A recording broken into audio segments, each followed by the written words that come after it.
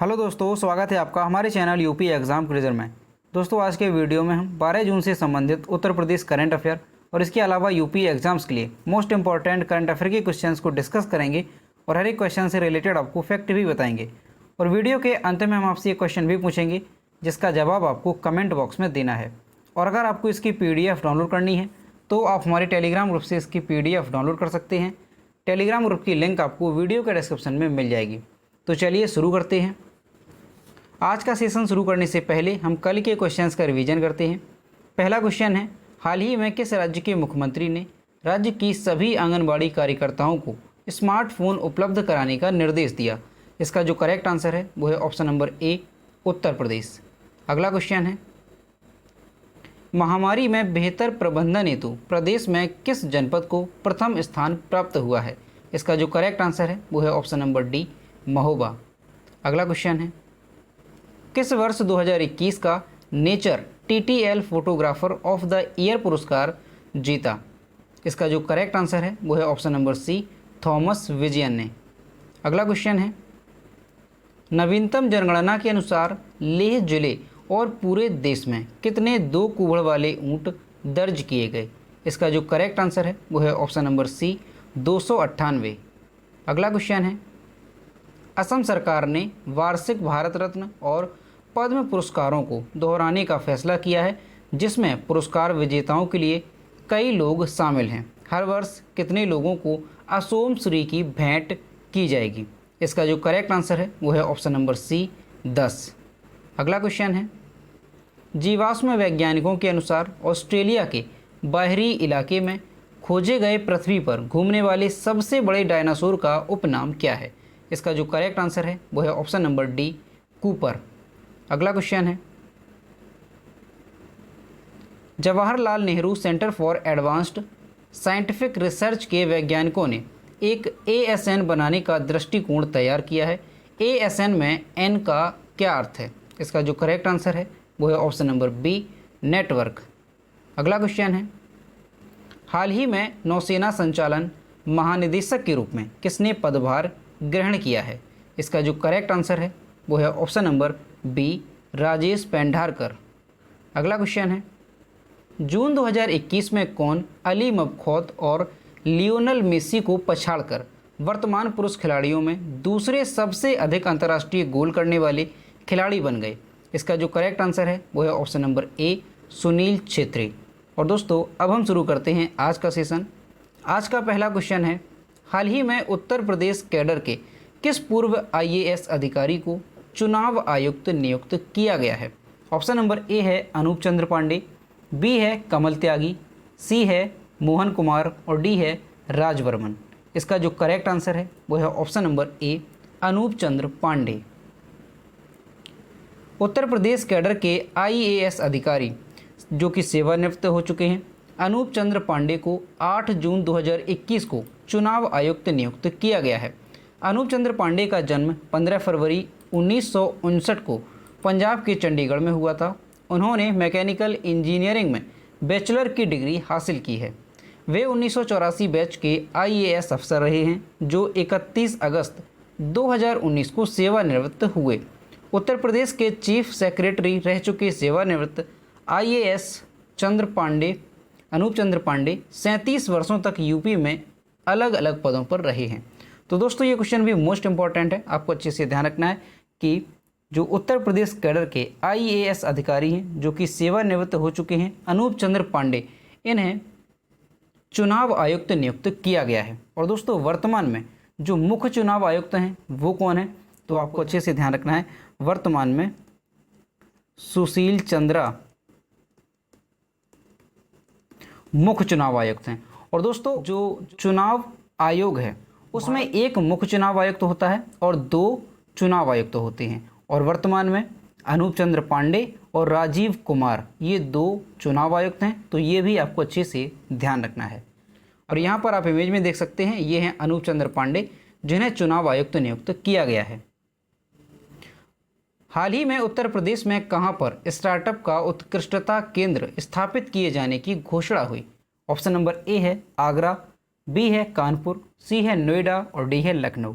इसका जो correct answer है वो है ऑप्शन नंबर सी, नोएडा। उत्तर प्रदेश स्टार्टअप नीति के तहत नोएडा में intelligence and innovation driven entrepreneurship centre of excellence स्थापित किया जाएगा। यह आर्टिफिशियल इंटेलिजेंस और इनोवेशन संचालित उद्यमिता को समर्पित होगा। उत्कृष्टता केंद्र पर हर साल 50 स्टार्टअप को सहायता प्रदान करेगा। यह साइबर सुरक्षा, कृत्रिम बुद्धिमत्ता, इंटरनेट ऑफ थिंग्स और संवर्धित वास्तविकता जैसे विकास और प्रचार के लिए कुछ क्षेत्रों पर ध्यान केंद्रित करेगा। यह उत्कृष्टता केंद्र आईआईटी कानपुर और फिक्की के सहयोग से स्थापित किया जाएगा।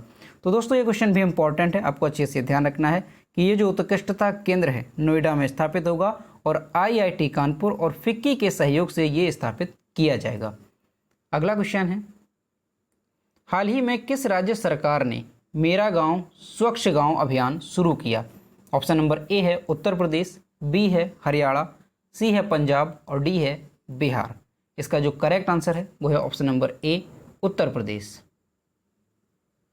उत्तर प्रदेश सरकार ने समस्त राजस्व गांव में 9 जून से 10 दिन तक मेरा गांव स्वच्छ गांव अभियान संचालित करने का फैसला किया है। इसके अंतर्गत सामुदायिक ठोस एवं तरल अपशिष्ट प्रबंधन की कार्यवाही की जाएगी।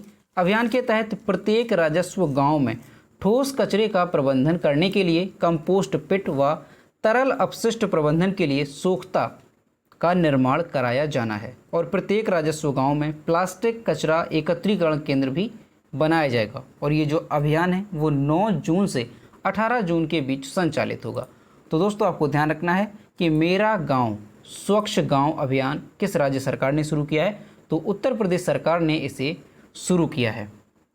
और दोस्तों अगर उत्तर प्रदेश की बात करें तो उत्तर प्रदेश का पुराना नाम क्या है? तो संयुक्त प्रांत या यूनाइटेड प्रोविंस इसका पुराना नाम है। और उत्तर प्रदेश में लोकसभा सीटों की संख्या कितनी है? तो ध्यान रखना है उत्तर प्रदेश में लोकसभा सीटों की संख्या है 80 और राज्यसभा सीटों की संख्या है 31। और इसके अलावा उत्तर प्रदेश में जो विधानसभा सीटों की संख्या है वो कितनी है? तो ध्यान रखना है 404। और उत्तर प्रदेश में विधान परिषद की सीटों की संख्या कितनी है? तो वो है 100। और दोस्तों उत्तर प्रदेश में जो प्रमुख जनजातियां हैं वो कौन कौन सी हैं? तो आपको ध्यान रखना है बुक्सा, थारू, राजी और जौनसारी, ये उत्तर प्रदेश की प्रमुख जनजातियां हैं। और उत्तर प्रदेश में प्रमुख वन्यजीव अभ्यारण्य कौन सा है? तो चंद्रप्रभा वन्यजीव अभ्यारण्य और दुधवा राष्ट्रीय उद्यान, ये उत्तर प्रदेश के प्रमुख वन्यजीव अभ्यारण्य और राष्ट्रीय उद्यान है। और दोस्तों एक क्वेश्चन और इम्पोर्टेंट है कि उत्तर प्रदेश का शास्त्रीय नृत्य कौन सा है? तो कथक उत्तर प्रदेश का शास्त्रीय नृत्य है। कौन सा है? तो ध्यान रखना है कथक उत्तर प्रदेश का शास्त्रीय नृत्य है और ये कई बार एग्जाम में पूछा भी गया है। तो ये सारी चीज़ें उत्तर प्रदेश से रिलेटेड आपको अच्छे से ध्यान रखनी है। अगला क्वेश्चन है, जून 2021 में वर्चुअल मोड के माध्यम से गुजरात के कलोल क्षेत्र से नैनो यूरिया लिक्विड की पहली खेप को किसने हरी झंडी दिखाई? ऑप्शन नंबर ए है आर के माथुरी, बी है किरण बेदी, सी है मनोज सिन्हा और डी है इनमें से कोई नहीं। इसका जो करेक्ट आंसर है वो है option number C Manoj Sinha. Jammu और कश्मीर के उपराज्यपाल मनोज सिन्हा ने 8 जून 2021 को वर्चुअल मोड के माध्यम से गुजरात के कलोल क्षेत्र से नैनो यूरिया यानी लिक्विड की पहली खेप को हरी झंडी दिखाई। यह दुनिया का पहला लिक्विड नैनो यूरिया है जो फसल की पैदावार बढ़ाएगा और फसलों को मौसमी नुकसान से बचाएगा। इसका उद्देश्य क्या है? तो इसका उद्देश्य पर्यावरण को बचाना और कृषि क्षेत्रों की मिट्टी को उर्वर रखना है।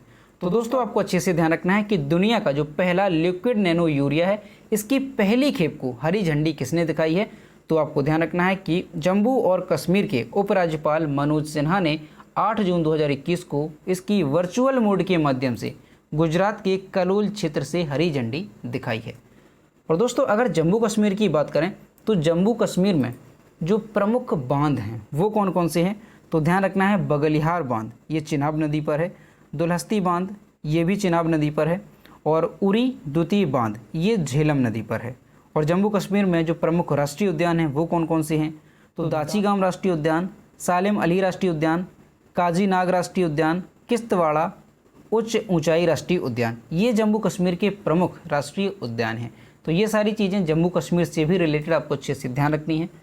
अगला क्वेश्चन है, इतिहास में पहली बार अमेरिकी नौसेना और निम्नलिखित में से किसने दूसरे विमान में ईंधन भरने के लिए MQ-25T1 परीक्षण एसेट एक मानव रहित विमान का उपयोग करके हवा से हवा में ईंधन भरने का प्रदर्शन किया है?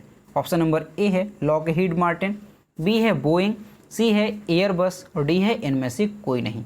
इसका जो करेक्ट आंसर है वो है ऑप्शन नंबर बी बोइंग। इतिहास में पहली बार अमेरिकी नौसेना और बोइंग ने दूसरे विमान में ईंधन भरने के लिए बोइंग के स्वामित्व वाली MQ-25T1 परीक्षण एसेट एक मानव रहित विमान का उपयोग करके हवा से हवा में ईंधन भरने का प्रदर्शन किया है। सफल उड़ान ने प्रदर्शित किया है कि MQ-25 स्टिंगरे नौसेना के मानक प्रोब एंड ड्रॉग हवाई रिफ्यूलिंग की विधि का उपयोग करके अपने टैंकर मिशन को पूरा कर सकता है। बोइंग दुनिया की सबसे बड़ी एरोस्पेस कंपनी है और वाणिज्यिक हवाई जहाज, रक्षा, अंतरिक्ष और सुरक्षा प्रणालियों और वैश्विक सेवाओं की अग्रणी प्रदाता है। तो दोस्तों आपको ध्यान रखना है कि पहली बार मानव रहित विमान का उपयोग करके हवा से हवा में ईंधन भरने का प्रदर्शन किसने किया है? तो आपको ध्यान रखना है कि अमेरिकी नौसेना और बोइंग ने ये प्रदर्शन किया है। अगला क्वेश्चन है, किस राज्य सरकार ने हाल ही में मुख्यमंत्री किसान मित्र ऊर्जा योजना के प्रारूप को मंजूरी दी है? ऑप्शन नंबर ए है असम, बी है राजस्थान, सी है छत्तीसगढ़ और डी है कर्नाटक। इसका जो करेक्ट आंसर है वो है ऑप्शन नंबर बी राजस्थान।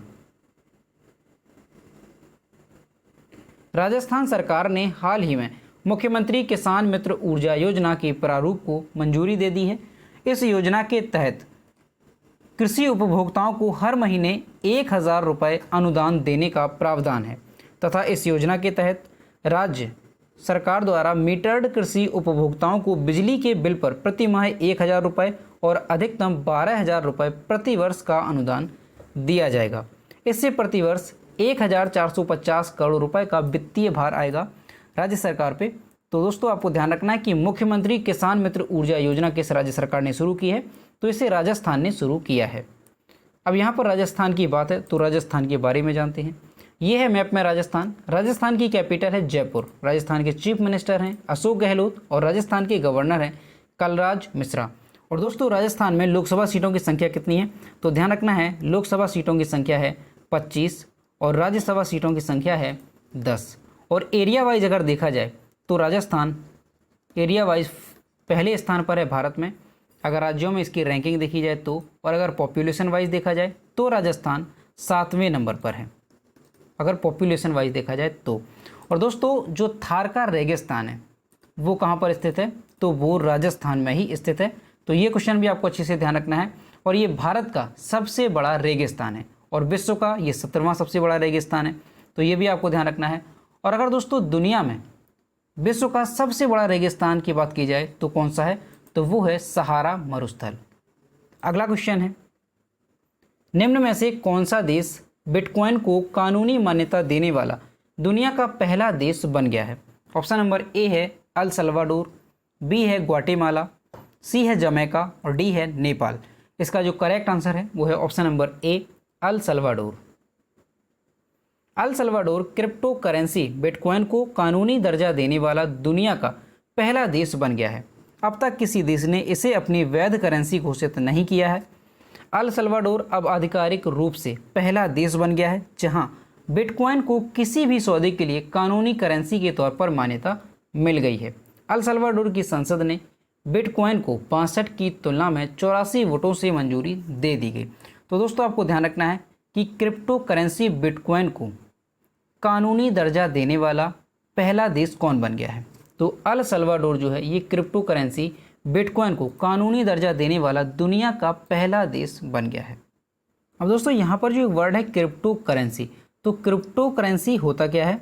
तो क्रिप्टो करेंसी किसी मुद्रा का एक डिजिटल रूप होता है। यह किसी सिक्के या नोट की तरह नहीं होता है और ना ही आप इसे किसी तरह से जेब में रख सकते हैं। यह पूरी तरह से ऑनलाइन होती है और व्यापार के रूप में बिना किसी नियमों के इसके जरिए व्यापार होता है। ठीक है, तो अब जो है जो क्रिप्टो करेंसी है बिटकॉइन, तो बिटकॉइन को अल सल्वाडोर जो देश है उसने अपनी वैध करेंसी घोषित कर दिया है, यानी इसे कानूनी दर्जा दे दिया है और ये ऐसा पहला देश बन गया है। अब दोस्तों अगर अल सल्वाडोर की बात करें तो इसकी राजधानी क्या है? तो सान साल्वाडोर। इसकी राजधानी है। और अल सल्वाडोर के जो राष्ट्रपति हैं वो कौन है?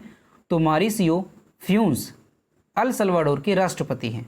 और अल सल्वाडोर की जो मुद्रा है वो कौन सी है? तो अमेरिकी डॉलर यहाँ की मुद्रा है। अगला क्वेश्चन है, भारतीय रिजर्व बैंक के डिप्टी गवर्नर महेश कुमार जैन का कार्यकाल कितने साल के लिए बढ़ा दिया गया है? ऑप्शन नंबर ए है 1 साल, बी है 2 साल, सी है 3 साल और डी है 4 साल। इसका जो करेक्ट आंसर है वो है ऑप्शन नंबर बी 2 साल। रिजर्व बैंक के डिप्टी गवर्नर महेश कुमार जैन का कार्यकाल 2 साल के लिए बढ़ा दिया गया। बता दें कि जैन को जून 2018 में 3 साल के लिए डिप्टी गवर्नर नियुक्त किया गया था। रिजर्व बैंक में नियुक्ति से पहले वह आईडीबीआई बैंक के प्रबंध निदेशक रह चुके हैं। माइकल पात्र, एम राजेश्वर राव और टी रविशंकर रिजर्व बैंक के 3 अन्य सेवारत डिप्टी गवर्नर हैं। तो दोस्तों आपको ध्यान रखना है कि जो आरबीआई के रिजर्व बैंक के डिप्टी गवर्नर थे महेश कुमार जैन, इनका कार्यकाल 2 साल के लिए और बढ़ा दिया गया है। और अब वर्तमान में जो आरबीआई की डिप्टी गवर्नर है, देखिए आरबीआई में जो रिजर्व बैंक ऑफ इंडिया है इसमें एक गवर्नर होता है और 4 डिप्टी गवर्नर होते हैं। तो वर्तमान में जो 4 डिप्टी गवर्नर हैं वो कौन कौन से हैं? तो माइकल पात्र, एम राजेश्वर राव और टी रविशंकर और महेश कुमार जैन, ये 4 जो है डिप्टी गवर्नर हैं रिजर्व बैंक ऑफ इंडिया के। और रिजर्व बैंक ऑफ इंडिया के जो गवर्नर हैं वो कौन है? तो शक्तिकांत दास आरबीआई के गवर्नर हैं। और आरबीआई की स्थापना कब हुई थी? तो ध्यान रखना है कि आरबीआई की स्थापना 1 अप्रैल 1935 को आरबीआई की स्थापना हुई थी। और आरबीआई का हेडक्वार्टर कहाँ पर है? तो मुंबई महाराष्ट्र में आरबीआई का हेडक्वार्टर है। अगला क्वेश्चन है, 54वें world fest Houston in international film festival में निर्देशन के लिए प्रतिष्ठित गोल्ड रेमी पुरस्कार किसने जीता है? ऑप्शन नंबर ए है अनीता संपत, बी है अर्चना चंडोके, सी है लक्ष्मी देवी और डी है इनमें से कोई नहीं। इसका जो करेक्ट आंसर है वो है option number C Lakshmi Devi. भारतीय अमेरिकी अभिनेत्री और फिल्म निर्माता लक्ष्मी देवी ने 54वें world fest Houston international film festival में निर्देशन के लिए प्रतिष्ठित गोल्ड रेमी पुरस्कार जीता है। उन्हें उनकी film when the music changes के लिए सम्मानित किया गया है। तो दोस्तों आपको ध्यान रखना है कि 54वें world fest Houston international film festival में निर्देशन के लिए प्रतिष्ठित गोल्ड रेमी पुरस्कार किसे दिया गया है? तो ये दिया गया है भारतीय अमेरिकी अभिनेत्री लक्ष्मी देवी को। और किस फिल्म के लिए? तो उनकी फिल्म है व्हेन द म्यूजिक चेंजेस, इसके लिए ये अवार्ड इन्हें दिया गया है। अगला क्वेश्चन है, निम्न में से किस राज्य सरकार ने असंगठित क्षेत्रों के श्रमिकों के लिए ई निर्माण पोर्टल एवं मोबाइल ऐप को लॉन्च किया है? ऑप्शन नंबर ए है उत्तराखंड, बी है बिहार, सी है महाराष्ट्र और डी है गुजरात। इसका जो करेक्ट आंसर है वो है option number D Gujarat. Gujarat सरकार ने हाल ही में असंगठित क्षेत्र के मजदूरों के ऑनलाइन पंजीकरण के लिए एक वेब पोर्टल और एक मोबाइल ऐप शुरू किया ताकि इन लोगों को कल्याण योजनाओं का लाभ उठाने की खातिर स्मार्ट कार्ड प्रदान किए जा सकें। गुजरात के मुख्यमंत्री विजय रूपाणी ने ई निर्माण पोर्टल और उसका मोबाइल ऐप पेश किया। राज्य में असंगठित क्षेत्र के 9.20 लाख मजदूर पहले ही पंजीकरण करा चुके हैं और उन्हें यूवेन कार्ड दिए गए हैं।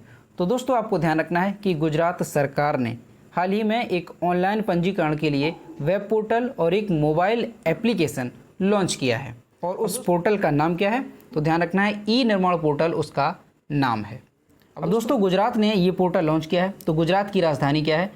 तो गांधीनगर गुजरात की कैपिटल है। गुजरात के चीफ मिनिस्टर हैं विजय रूपाणी और गुजरात के गवर्नर हैं आचार्य देवव्रत। और मैप में गुजरात की स्थिति यहाँ पर आप देख सकते हैं। और गुजरात में जो लोकसभा सीटों की संख्या है वो कितनी है? तो लोकसभा सीटों की संख्या है 26 और राज्यसभा सीटों की संख्या है 11। तो दोस्तों ये थे 12 जून से संबंधित उत्तर प्रदेश करंट अफेयर और इसके अलावा यूपी एग्जाम्स के लिए मोस्ट इंपॉर्टेंट करंट अफेयर के क्वेश्चन जो कि हमने डिस्कस किए। अब हम देखते हैं कल के वीडियो का क्वेश्चन जो हमने आपसे पूछा था। तो ये है कल का question, Times Higher Education the Asia University ranking 2021 में King George Medical University Lucknow किस पायदान पर रहा? इसका जो करेक्ट आंसर था वो ऑप्शन नंबर सी था 139 में। और लगभग सभी स्टूडेंट्स ने इसके सही जवाब किए। और मैं आपसे हर रोज़ कहता हूं कि जो भी क्वेश्चन आपसे पूछा जाए तो सभी लोग उसका आंसर जरूर किया करो। तो ये है आज का क्वेश्चन। हाल ही में उत्तर प्रदेश मानवाधिकार आयोग के नए अध्यक्ष के रूप में किसे नियुक्त किया गया है? ऑप्शन नंबर ए है अंजनी कुमार, बी है बालकृष्ण नारायण, सी है महेंद्र सिंह और डी है शंभुनाथ। तो इसका जो भी करेक्ट आंसर है वो आपको कमेंट बॉक्स में बताना है। तो दोस्तों, अगर आपको आज का वीडियो पसंद आया हो तो वीडियो को लाइक करें, चैनल को सब्सक्राइब करें और अपने दोस्तों के साथ शेयर जरूर करें। तो मिलते हैं नेक्स्ट वीडियो में। Thank you.